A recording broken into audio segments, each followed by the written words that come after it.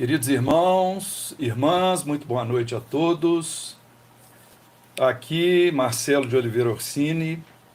Estamos participando mais uma vez com muita alegria do programa FEIG em Casa, que agora está sendo realizado não apenas às segundas e quintas-feiras. Hoje estamos inaugurando a transmissão do programa FEIG em Casa aos domingos, contando com a participação de vocês com muita alegria, e queremos nesta oportunidade enviar aí a nossa saudação, a nossa prece, a nossa boa vibração para todos os lares. Que Jesus abençoe a todos nós nesse momento de reclusão e que a gente possa prosseguir na fé e na confiança com Jesus a nossa caminhada cristã. Nós queremos aproveitar para cumprimentar a diretoria doutrinária da Fraternidade Espírita Irmão Glaucus, na pessoa da Mônica Moreira e dos coordenadores, a Letícia Schettino, a Kênia, o Herbert Faria, todo esse grupo que está nos proporcionando, mais esse espaço para a transmissão de assuntos doutrinários e evangélicos por expositores convidados pela casa. Nós gostaríamos também de aproveitar e, desde já, nós combinarmos com os irmãos o seguinte: se houver uma queda de conexão, evento que não tem sido raro nas transmissões que os expositores têm feito via live, nós pedimos que os irmãos tenham um pouco de paciência e retornem a conexão, porque nós, aqui de nossa parte, nós já temos um mecanismo preparado para que tão logo a conexão retorne, a gente entre e prossiga com a transmissão. Hoje nós estamos com um tema que tem um título interessante, pelo menos curioso, não é? Autoridade da doutrina espírita. E parece, um título assim um pouco arrogante se a gente não entender o contexto. Porque, na verdade, esse tema faz parte da introdução de O Evangelho segundo o Espiritismo, que foi o terceiro livro publicado por Allan Kardec em 1861, vou conferir depois aqui, 1864. E na introdução, o Kardec, no item 2, ele faz essa proposta. Ele explica, através de uma elaboração muito bem feita, por que a doutrina espírita deve ser levada a sério. Então é disso que se trata a questão da autoridade da doutrina espírita. Não se trata absolutamente de afirmar que a doutrina espírita é superior ou tem mais autoridade que outra filosofia religiosa, que outra linha de pensamento cristão. Absolutamente. Nós sabemos perfeitamente que entre os nossos internautas, entre os nossos ouvintes ou espectadores, muitos não são espíritas, ou são simpatizantes, estão adentrando, agora a doutrina, ou estão tomando os primeiros passos do conhecimento espírita. Então nós queremos dizer que o espiritismo é uma doutrina de exposição. O espiritismo não é uma doutrina de proselitismo, de criar seguidores, não é essa a intenção da doutrina dos espíritos, mas apenas de expor os seus fundamentos e aqueles que se sentirem atraídos, especialmente pela lógica, pelo raciocínio, pela fé raciocinada que o próprio Kardec propôs, que seria necessária para que a gente pudesse ter uma sedimentação bem sólida do nosso conhecimento, do nosso ideal cristão religioso. Então, se o caminho for esse, vai ser melhor.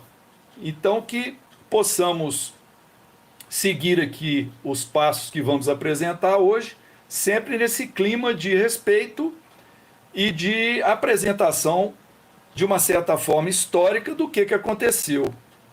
Como é que originou-se a doutrina dos espíritos? Em primeiro lugar, em termos de época, é preciso que a gente recorde que nos séculos XVI e XVII ocorreu,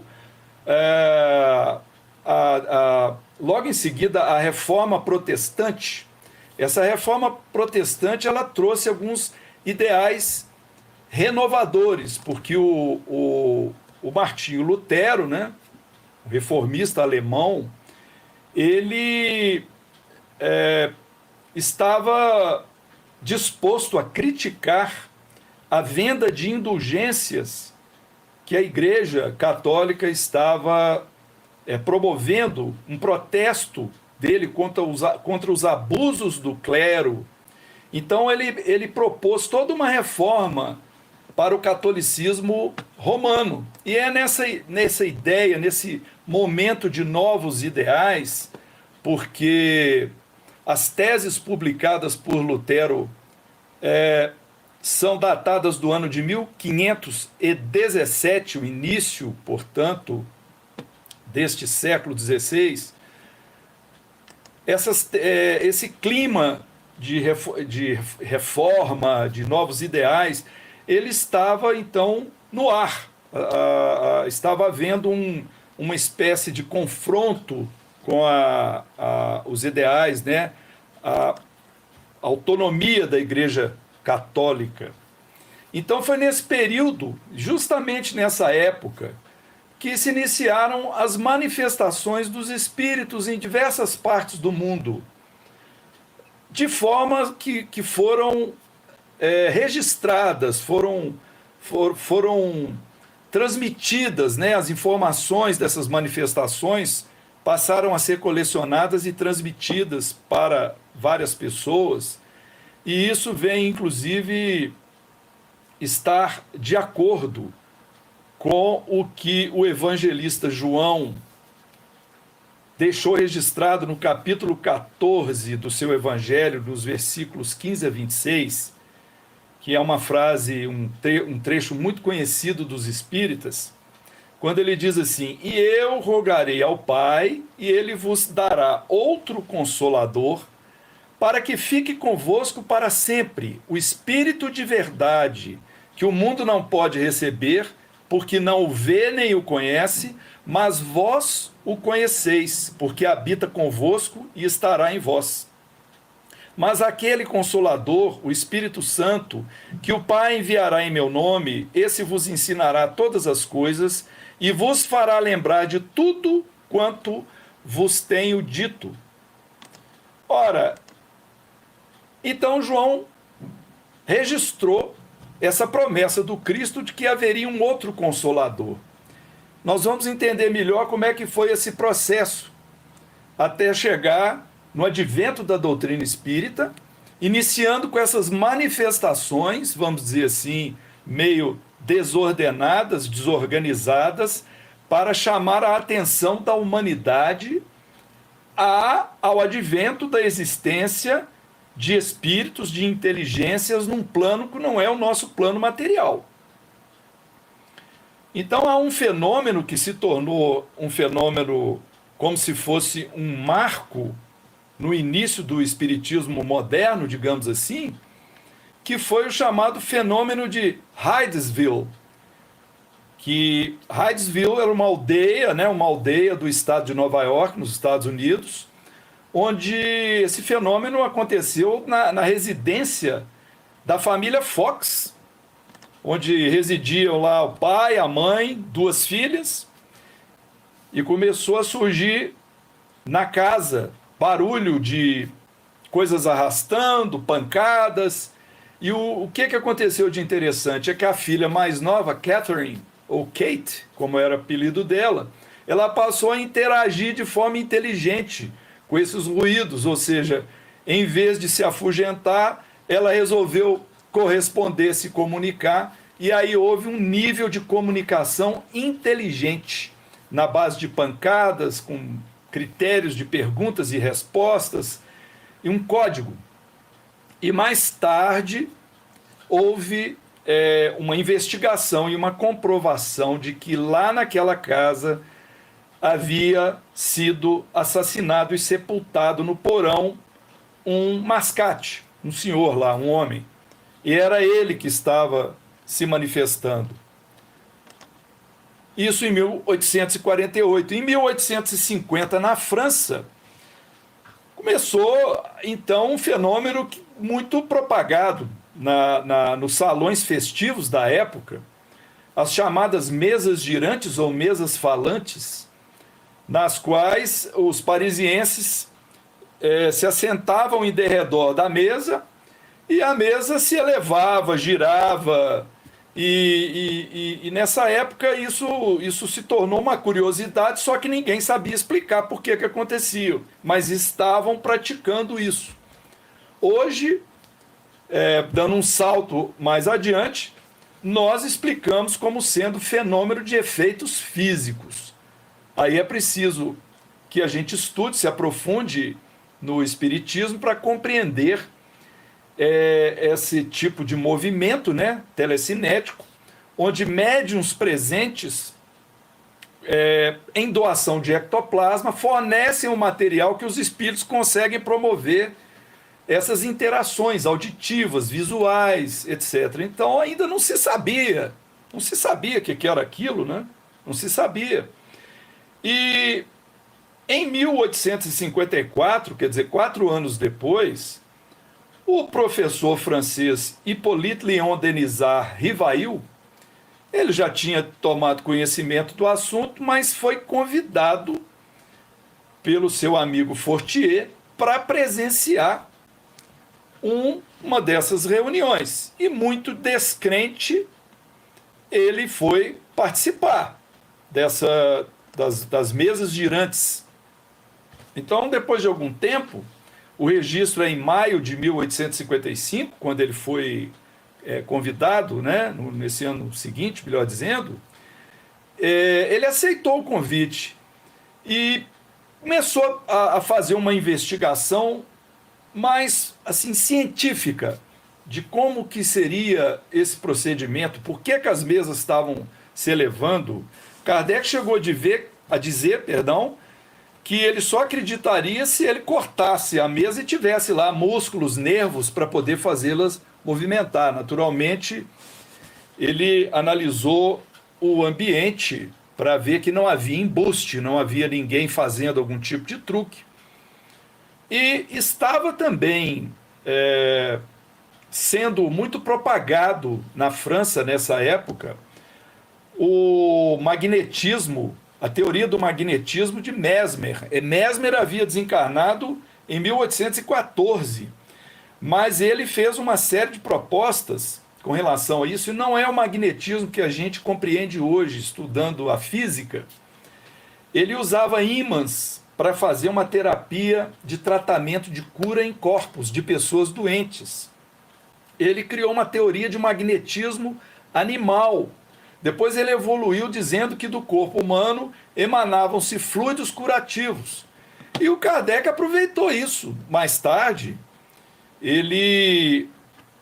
o Kardec chegou a afirmar: o magnetismo preparou o caminho do espiritismo. E os rápidos progressos dessa última doutrina são devidos incontestavelmente à vulgarização dos conhecimentos sobre a primeira, ou seja, sobre o magnetismo.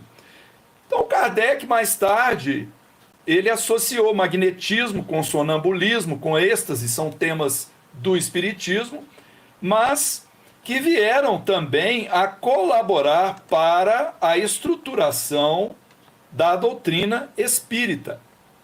Então, essas forças invisíveis, que, voltando lá nos fenômenos das mesas girantes, né, nessas sessões, essas forças invisíveis, o Kardec não demorou a concluir que, na verdade, eram almas de homens, mulheres, crianças interagindo, e evoluiu o fenômeno, vamos dizer assim, o formato de comunicação, ele evoluiu, porque no começo era esse movimento das mesas. Depois, quando o Kardec começou a estruturar melhor, eles passaram a usar uma cesta, que eles chamam de cesta peão, com um lápis na ponta. Então havia um movimento involuntário das mãos das pessoas que estavam segurando a cesta e ali ia escrevendo, né? Escrevendo com lápis no papel. Depois, mais tarde, evoluiu para a psicografia, para a psicofonia, e houve então todo esse processo de evolução da metodologia de se receber a comunicação dos espíritos. Ora, então Kardec não foi o autor da doutrina espírita, não foi ele que propôs a doutrina espírita. Na verdade, a doutrina ela chegou, né, por essa manifestação através dos espíritos, na verdade em vários pontos do mundo. Depois a coisa passou a ser organizada pelo Kardec, e ele recolheu todo um material, e fez a sua organização e a sua codificação, sendo que, em termos de evento para a humanidade, essa manifestação dos espíritos é considerada a terceira revelação. A primeira revelação veio através de Moisés. Revelação como? Do mais alto para a humanidade. Uma manifestação divina para nós. A primeira revelação com Moisés veio trazer noções de direito e de justiça. Depois, 15 séculos depois, mais ou menos, Jesus, com a revelação pelo amor. E mais tarde o Espiritismo, ou a manifestação dos Espíritos, trazendo, através das palavras de Jesus, do próprio cristianismo, e dessa manifestação dos Espíritos que vieram confirmar o que Jesus disse, né? O Consolador prometido, daquele trecho que nós lemos anteriormente do Evangelho de João, consolo e a expansão da verdade. Não significa que a doutrina espírita detém a verdade absoluta. Claro que não. Mas uma aproximação melhor da verdade, porque a verdade ela ainda não está toda revelada para a humanidade. Mas então, voltando ao Kardec, o Kardec trabalhou então, como obras da codificação espírita, 5 livros. Ele publicou primeiramente o Livro dos Espíritos, em 1857, em 61 o Livro dos Médiuns, em 64, como nós corrigimos anteriormente, o Evangelho segundo o Espiritismo, em 65 o Céu e o Inferno, e em 68 a Gênese. O Livro dos Espíritos teve 17 edições. Ele foi lançado em 18 de abril de 1857, numa edição com 501 perguntas. Depois ele expandiu, foi sendo completado, até a versão que nós temos hoje, com 1019 perguntas. E uma curiosidade, que perguntas a quem? O Kardec fazia perguntas aos espíritos que estavam manifestando através de vários médiuns. E as informações chegavam por esses meios até ele. A última pergunta que está registrada nessa última edição de O Livro dos Espíritos é muito interessante. O Kardec pergunta assim: o reino do bem poderá um dia realizar-se na Terra?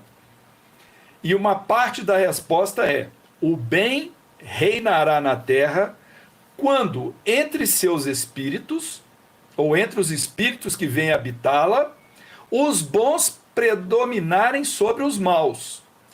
Então, eles farão reinar na Terra o amor e a justiça, que são a fonte do bem e da felicidade.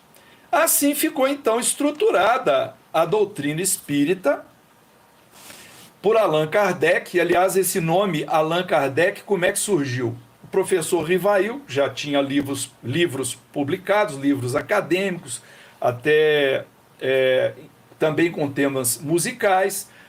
O professor não quis destacar a sua própria personalidade, então ele adotou o pseudônimo que um espírito havia revelado ter sido o seu nome numa outra encarnação, quando ele viveu na Gália, com o nome de Allan Kardec. Ele passou a adotar esse pseudônimo.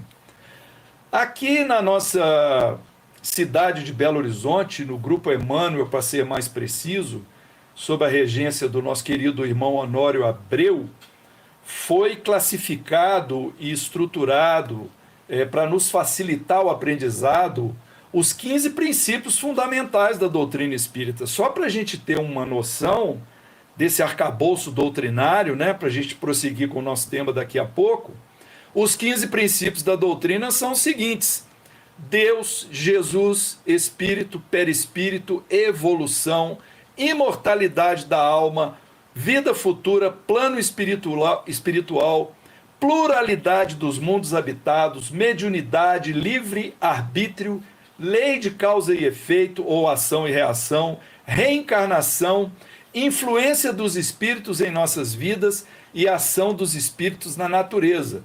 Então isso dá para a gente uma noção da gama de informações, né, da abordagem que os espíritos, através do Kardec, eles enviaram em suas comunicações esses ensinamentos para a humanidade e que foram organizados por aquele que nós chamamos de nosso codificador.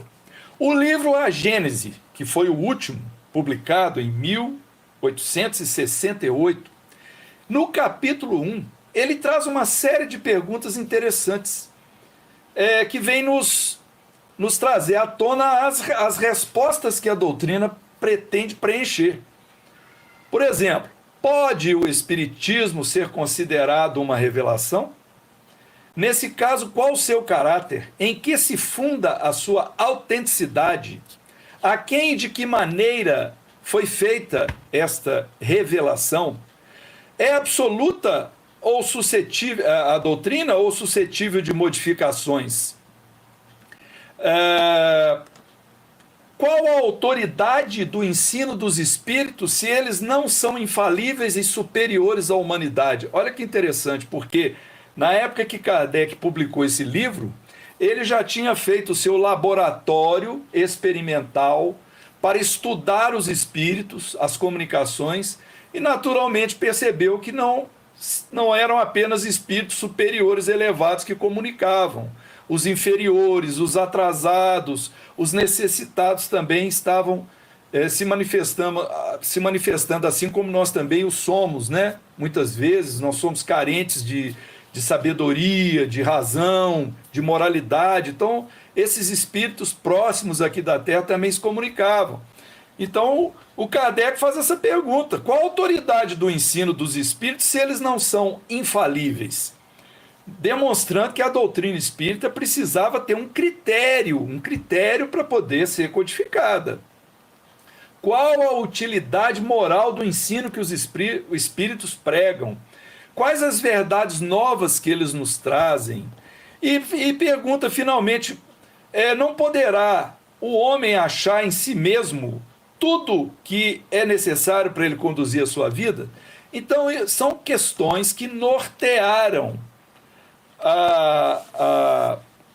o arcabouço, a estruturação da doutrina espírita e a sua prática, as diretrizes para a sua prática. Porque o espiritismo, como doutrina, muitas vezes ele é confundido com doutrinas espiritualistas. Muitas pessoas, e até a própria imprensa, muitas vezes, ela intitula Centro Espírita um local que não é do espiritismo, é da Umbanda, por exemplo, porque confunde com o espiritualismo. O espiritualismo é a filosofia, né, aquilo que é defendido por qualquer pessoa, por qualquer grupamento que entende que existe algo além da matéria, além do materialismo. Portanto, vamos focar na doutrina espírita. A melhor maneira de conhecer o espiritismo é estudar os livros da codificação. Nós sabemos que muitas vezes as pessoas adentram a doutrina espírita por meios diversos, por romances, às vezes por convites para frequentar a casa espírita, para assistir uma palestra. Isso tudo são meios de nos atrair. Mas o compromisso pelo estudo só vai ajudar a gente a separar o joio do trigo, o que é espiritismo e o que não é espiritismo. Então a gente estava falando de revelação, não é? O espiritismo é uma revelação. Nós colocamos lá atrás que é a terceira revelação, essa manifestação dos espíritos. E a característica essencial de qualquer revelação é o quê? É trazer para nós uma verdade. Uma verdade. Por quê? Se ela traz alguma coisa que é falsa, então não é revelação. O que é falso não é nem fato. É uma coisa inventada, criada. Aí vem a pergunta seguinte. A revelação direta de Deus para os homens? Deus revela-se aos homens? Ele manda alguma instrução direta? Ora, nós podemos naturalmente concluir que isso é totalmente possível a Deus fazer isso. Mas, na verdade, de fato, é bem mais lógico e sensato imaginarmos que Deus se utiliza de mensageiros. Quem são os mensageiros? São espíritos puros, superiores, são espíritos que, ao longo do caminho de sua evolução moral, eles foram se desprendendo da matéria, e não é um desprendimento de desencarnação, é um desprendimento de sintonia, de vibração, a sintonia pelo raciocínio, pela emoção, pela sensibilidade. Então esse desprendimento faz com que o espírito, à medida que ele se aprofunda na lei de Deus, na questão moral, ele vá se purificando e se aproximando de Deus. Então ele vai se tornando um mensageiro. E Deus se utiliza disso para trazer à humanidade os seus ensinamentos. Assim que Deus designou o Cristo, Jesus, como sendo o governador espiritual do nosso planeta Terra. E Jesus também tratou de elencar um colégio, um grupo de encarnados ali mais próximo dele, que ele pudesse passar algum ensinamento um pouco mais aprofundado sobre essas relações nossas com o plano espiritual, de onde que nós viemos, para onde nós vamos, o que é o reino de Deus, o que é o reino dos céus, que ele tanto nos indicou o caminho, mostrando que é um caminho que exige mudança de comportamento, conduta, que o reino não é local, é um estágio evolutivo de pureza. Mateus, na sexta bem-aventurança, ele deixou isso bem registrado, né? As palavras de Jesus: bem-aventurados os puros de coração, porque verão a Deus. Não é uma visão física, é uma percepção pela evolução espiritual de status de pureza. É uma sintonia com o Pai, que na verdade está dentro de nós. Então, os espíritos puros, eles compreendem essa palavra de Deus e têm a missão de transmiti-la. E como nós já concluímos que nem todo espírito é perfeito, devemos tomar cuidado para saber exatamente quem está fazendo essas revelações. Olha só o que o evangelista João deixou registrado em sua primeira epístola, no capítulo 4, versículo 1. Não acrediteis em todos os espíritos, vede antes se os espíritos são de Deus.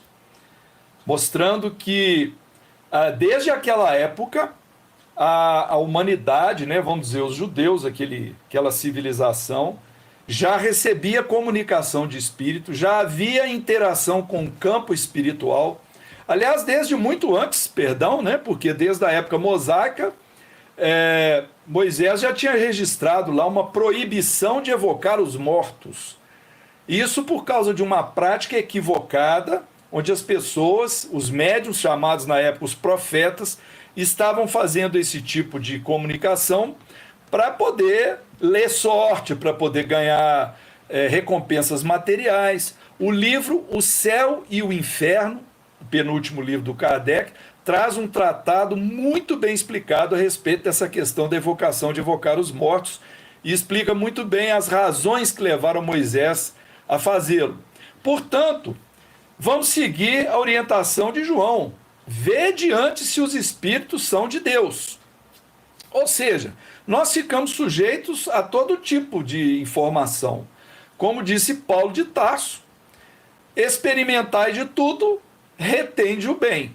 É preciso que a gente aprenda a fazer a peneira, a triagem, separar o joio do trigo, compreender o que é revelação séria e o que é revelação mentirosa, compreender o que é revelação verdadeira, que tem uma assinatura confiável, das apócrifas, que nós não podemos confiar, que não tem a assinatura de um espírito através de um médium sério. Então, dentro do espiritismo, foi proposto pelos espíritos, na questão número 100 do Livro dos Espíritos, uma escala espírita, onde se classificam os espíritos em 3 categorias: os imperfeitos, os bons e os puros, sendo que os imperfeitos são aqueles em que há predominância da matéria sobre o espírito e eles têm mais propensão ao mal. Os bons já é o contrário, são espíritos onde há a predominância do assunto espiritual, do campo espiritual sobre a matéria, e há o desejo de se praticar o bem. E os espíritos puros, que são aqueles que visam ou que já estão caminhando para a perfeição. Tudo isso nós estamos explicando antes de adentrarmos propriamente dito a questão da autoridade da doutrina espírita, que na verdade não é um assunto muito extenso, para que a gente possa compreender em que chão nós estamos pisando, onde nós estamos nos situando. Olha só como é que o Kardec deixou registrado no livro A Gênese, falando a respeito da doutrina espírita. Ele colocou assim: como meio de elaboração, o espiritismo procede exatamente da mesma forma que as ciências positivas, aplicando o método experimental. Fatos novos se apresentam que não podem ser explicados pelas leis conhecidas. Ele os observa, compara, analisa e, remontando dos efeitos às causas, chega à lei que os rege, depois deduz-lhes as consequências e busca as aplicações úteis. Ora, então o Kardec não propôs a doutrina espírita como uma religião. Ele propôs, a princípio, como uma ciência acadêmica, que precisava ser analisada de forma experimental. E o laboratório eram as reuniões mediúnicas com as manifestações dos espíritos através dos médiuns da época. Então ele diz que os fatos novos precisavam ser observados, comparados, analisados, avaliar a causa e o efeito, concluir qual era a lei que estava regendo aquele processo e deduzir as consequências. Ora, quais as leis que regem o espírito? As leis morais, porque as leis que regem a matéria são as leis da física, da química, etc. Então, as leis morais. Então, assim foi proposta a nossa doutrina espírita como uma ciência acadêmica. Muito bem. Então, Kardec publicou o Livro dos Espíritos, que dá uma visão geral, uma filosofia geral da doutrina. Em seguida, o Livro dos Médiuns, que ele mostra a interação do campo espiritual com o nosso campo material. E aí ele entrou com a parte moral no terceiro livro, de 1864, o Evangelho segundo o Espiritismo. Alguns dizem assim: ora, quer dizer que vocês têm um evangelho de vocês? Vocês têm um evangelho só do Espiritismo? Não. O evangelho de Jesus, do Cristo Jesus, interpretado, analisado sob a ótica dos fundamentos da doutrina espírita, aqueles todos que nós lemos lá: mediunidade, reencarnação, lei de causa e efeito, evolução. Então é uma ótica que permite uma visão amplamente consoladora e esclarecedora, porque ela vem mostrar a origem, de onde nós viemos, o que é que nós estamos fazendo aqui e para onde nós vamos. Nos dá um consolo, uma tranquilidade de entendermos que a vida não é só isso que nós estamos aqui experimentando na matéria. Então, no Evangelho segundo o Espiritismo, no capítulo 2, na introdução, no item 2, perdão, vem lá o título Autoridade da Doutrina Espírita.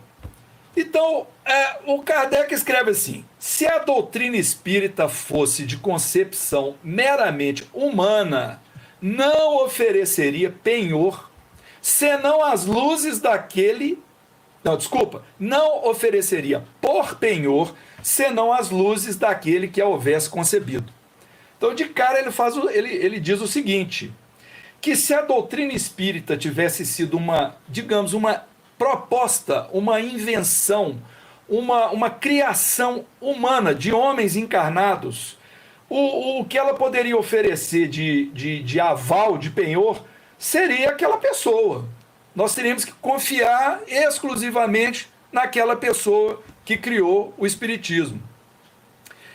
Então, seria muito difícil nós encontrarmos aqui na Terra, no nível espiritual que nós encontramos, evolutivo, alguém que pudesse se dizer detentor da verdade absoluta.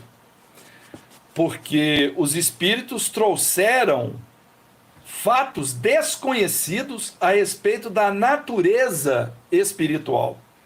E interessante também salientarmos que a doutrina espírita não trata do sobrenatural, porque muitas pessoas, por desconhecer o assunto, acham que o espiritismo estuda o sobrenatural, mas na verdade o espiritismo, através da mensagem desses benfeitores mensageiros de Deus, veio revelar os fatos do campo espiritual de forma a trazer uma explicação das leis naturais que regem o campo espiritual. Portanto, não se trata de sobrenatural.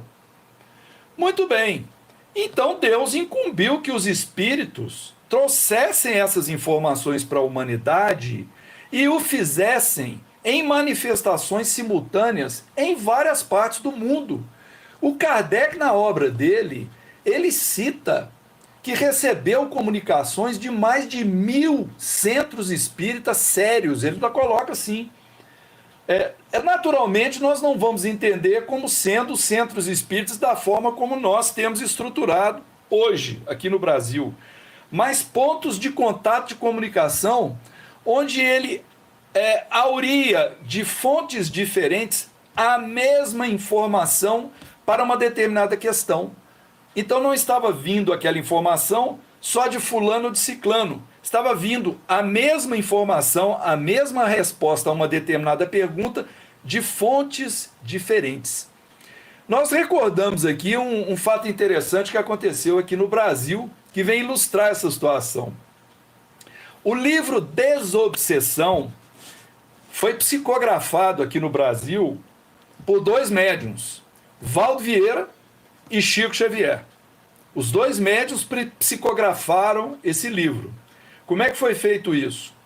O Chico estava em Pedro Leopoldo e o Valdo Vieira em Uberaba. O Valdo Vieira recebeu os capítulos ímpares e o Chico recebeu os capítulos pares.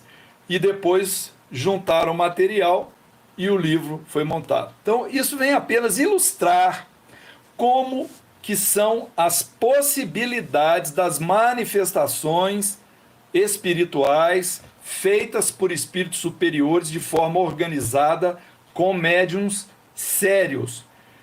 A seriedade, vamos dizer assim, na mediunidade, ela foi muito explorada também pelo Kardec. O Kardec nos chamou muita atenção com relação aos problemas de animismo e mistificação, principalmente.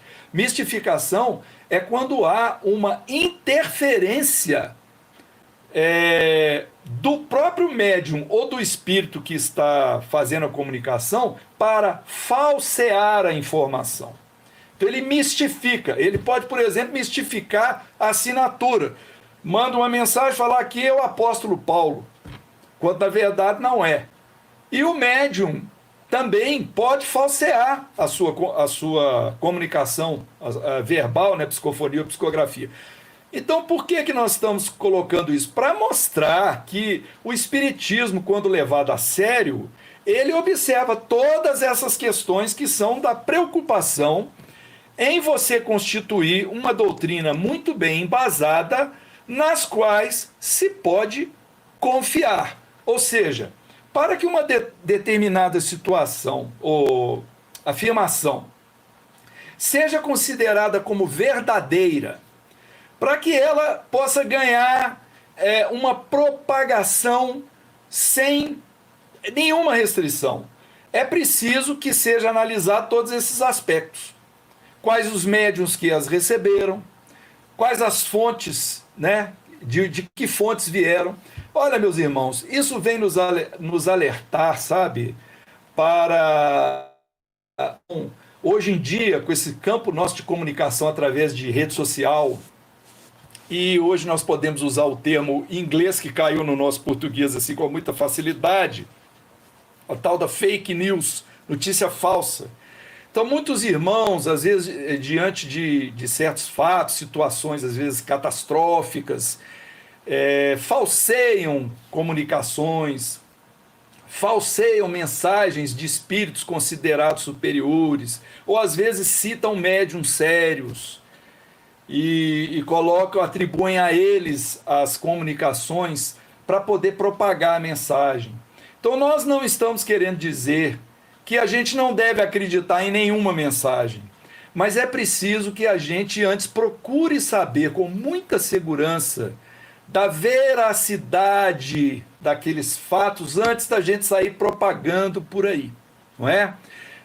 Nós recebemos, por exemplo, um tempo atrás, uma notícia de que haveria uma distribuição de medicamento, que os espíritos superiores iriam distribuir o medicamento para combater a Covid, e que era para as pessoas colocarem o copo, e que os espíritos tal dia, tal hora iriam lá e colocar o medicamento que ia melhorar a imunidade. Isso não tem nenhum embasamento, porque nunca houve caso de espírito superior agir dessa forma, distribuir medicamento com horário marcado, para as pessoas assim, à torta e à direita. Então, veja bem, nós falamos isso para que a gente se fortaleça contra esse tipo de tentativa de falsear as coisas, e a gente firme o pé naquilo que tem base, né? Com a verdade, com a atitude moral do médium, com o princípio cristão que está por detrás. É isso que nós temos que procurar antes de nós sairmos acreditando em qualquer coisa, não é? Então, muito bem, por isso o espiritismo não tem nacionalidade, o espiritismo não é ligado a uma determinada classe social. Na verdade, ele chegou por várias vozes, em vários pontos do planeta simultaneamente.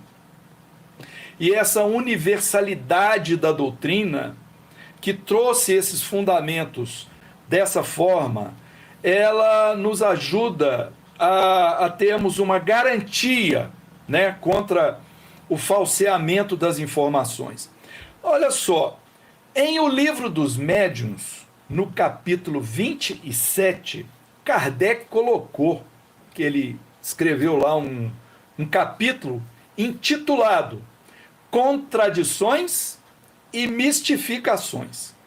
A mistificação nós já explicamos, que é quando ou o médium ou o espírito querem transmitir uma informação incorreta. E a contradição é justamente uma defesa que o Kardec fez à época, porque quando surgiu a doutrina espírita, muitas pessoas, como acontece até hoje, duvidaram e tentaram encontrar argumentos para poder mostrar que era tudo falseado, que era o embuste, etc. Então, olha só, o intuito do Kardec jamais foi, e assim o é para toda a doutrina, e nenhum espírito superior faria isso, chegar e dizer simplesmente, acreditem em mim, ponto final. Eu estou com a razão, ponto final. Não, absolutamente. Nós lemos anteriormente que o Kardec escreveu na Gênese. Observe os fatos, compare, conclua, use o bom senso. Então, na verdade, o Kardec usa do bom senso nesse capítulo, assim como também em um livro muito interessante, intitulado O que é o Espiritismo, onde o Kardec coloca lá o diálogo dele com um cético, com uma pessoa de outra religião. Então ele faz nesse diálogo uma exposição da doutrina, mostrando, indicando um caminho que a gente possa raciocinar e tirar as nossas próprias conclusões, se o espiritismo é coisa séria ou se é balela, se é, né, alguma coisa assim só para, vamos dizer assim, enganar, né, as pessoas, para agradar uma minoria. Então, olha só, a preocupação do Kardec com o ensino moral era tão grande que ele deixou para nós as seguintes afirmativas: que os espíritos, em virtude da diferença de suas capacidades, longe se acham de estar individualmente considerados na posse de toda a verdade. Olha só. Individualmente considerados, os espíritos não estão na posse de toda a verdade. Nem todos os espíritos é dado penetrar em certos mistérios, porque existem muitas coisas que não podem ser reveladas para espíritos do nosso nível. Só espíritos que já alcançaram um patamar de superioridade moral é que vão deter o conhecimento de certas coisas, e isso naturalmente vai expandir o seu livre-arbítrio, sua liberdade de agir, de pensar e de fazer. Que nós ganhamos o livre-arbítrio também à medida que a gente se desenvolve em cultura e em espiritualidade e moralidade. Outra coisa, que o saber de cada espírito é proporcional à sua depuração. Quanto mais puro, quanto mais depurado o espírito, mais sábio ele é, maior conhecimento ele tem. E que os espíritos vulgares não sabem mais do que muitos homens. Ora, nós temos já uma experiência, particularmente em reuniões mediúnicas, muitos irmãos têm esse acesso ao intercâmbio mediúnico, numa sala mediúnica, mas a maioria das pessoas não tem. Então a gente sabe muito bem o que é isso que foi falado aqui. A quantidade enorme de espíritos que se manifestam, que são espíritos atrasados, ignorantes, em sofrimento, porque pela própria maneira de se manifestarem, eles já demonstram esse seu atraso moral.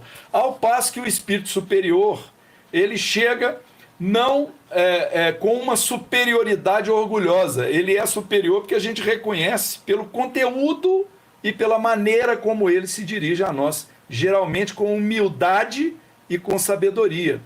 Então, entre os espíritos atrasados, há os presunçosos, há espíritos que se passam por sábios, há espíritos que julgam saber coisas que eles não sabem, então eles ficam querendo nos convencer de doutrinas que eles não dominam. E eles muitas vezes acreditam em certas verdades e querem nos convencer daquelas verdades, não é? E os espíritos superiores, ao contrário, são totalmente despidos de preconceitos, né? E de ideias preconcebidas, etc. E então, assim, nós vamos vendo por aí como é que deve haver essa preocupação com o caráter moral da revelação espírita e principalmente com a sua estreita ligação com o cristianismo, com a moral cristã. E isso vem nos trazer essa garantia de que nós estamos num terreno que é um terreno agradável para nós. Por quê? Porque Jesus disse assim: vinde a mim, todos vós que estáis cansados e aflitos, e eu vos aliviarei. Tomai sobre vós o meu jugo. Tomai sobre vós o meu jugo. Eu esqueci um pedacinho. No final ele fala: porque o meu. E aprendei de mim, desculpa, lembrei, que sou manso e humilde de coração, porque o meu fardo é leve e o meu jugo é suave. Eu peço desculpa se eu não falei com as palavras exatas, que eu tentei improvisar aqui. Mas onde eu queria chegar era isso: o meu fardo é leve e o meu jugo é suave. Ora, o que é jugo? Jugo é domínio. Então Jesus vem dizer para nós que o domínio dele sobre nós é suave. Por que o domínio de Jesus sobre nós é suave? Porque nós é que nos deixamos ser dominados. Porque Jesus não se impôs, não se impõe, nunca fez isso. Ele apenas expõe a sua doutrina, que vai nos levar ao reino dos céus, as leis divinas, e nós nos submetemos a elas se nós quisermos. Então, por isso, aceitar a doutrina espírita como sendo uma doutrina cristã passa a ser mais fácil para nós, porque é uma doutrina que vem nos levar com uma lógica muito, muito grande, a entender a verdadeira lei de Deus: amar a Deus sobre todas as coisas e, de forma semelhante, amar o próximo como a nós mesmos. Então a gente começa amando a nós mesmos. Como? Construindo em nós elementos de estudo, de conhecimento, de sabedoria, de prática cristã, do entendimento ético, moral. Aí eu me preparo. Ao me preparar, eu passo a enxergar o próximo como meu semelhante e começo a enxergar as necessidades dele. Aí eu passo a praticar a chamada caridade. E ao praticar a caridade, ou seja, quando eu me dirijo ao semelhante à necessidade dele, eu estou praticando a lei do amor. Amarás o Senhor teu Deus com toda a tua alma, com todo o teu coração, com toda a tua inteligência. Este é o primeiro mandamento. E amarás ao próximo como a ti mesmo. Eis o segundo, semelhante a este. Semelhante a este. Então, amar ao próximo é amar a Deus. Não amar ao próximo é não amar a Deus, por mais que a gente se afeiçoe às práticas dogmáticas e ritualísticas, que não são condenadas, mas são dispensáveis, à medida que não é por essas práticas exclusivamente que nós nos aproximamos de Deus. Portanto, caminhando para a conclusão, a autoridade da doutrina espírita está estabelecida justamente nesse fato de ter havido uma comunicação de todo um corpo doutrinário, de princípios morais, de argumentações, de mecanismos de interação entre o campo espiritual e o campo material. Porque o Kardec, no Livro dos Espíritos, ele fala de todas as possibilidades. O que acontece com a nossa vida encarnados, com a nossa vida desencarnados, como que os desencarnados influenciam os encarnados, como que os encarnados influenciam os desencarnados. Espero não ter trocado as palavras aqui. Como que há a interação entre esses dois campos, dos encarnados com os desencarnados. Ou seja, tudo isso está estruturado no Livro dos Espíritos, organizado na base de perguntas e respostas elevadas, elevadíssimas dos espíritos. E o mais interessante, está tudo lá no Livro dos Espíritos? Não, não está. Por quê? Porque foram dadas respostas de uma forma muito genérica. Aí, graças a Deus para nós, surgiu aqui no Brasil esse movimento espírita maravilhoso, que veio trazido para aqui. Surgiu ao longo do tempo o Chico Xavier, mas houve também manifestações muito elevadas e trabalhos muito elevados antes do Chico, mas com o Chico a coisa ficou muito evidente, muito apelativa ao coração de todas as pessoas, né? e outros médiuns que surgiram aí, que dão exemplo moral para nós. Então, com tudo isso vindo para o Brasil, nós tivemos a possibilidade de receber obras maravilhosas complementando a doutrina espírita, complementando esse arcabouço doutrinário do Pentateuco espírita. Meus irmãos, o espírito mais evoluído que nós conhecemos depois de Jesus chama-se Emmanuel, o guia do Chico Xavier.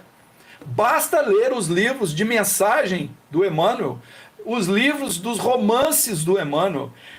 A gente se sente às vezes até assim pequenininho, pensando assim, como é que alguém conseguiu alcançar esse nível de sabedoria? Então é uma coisa impressionante, está tudo ao nosso alcance, está na prateleira.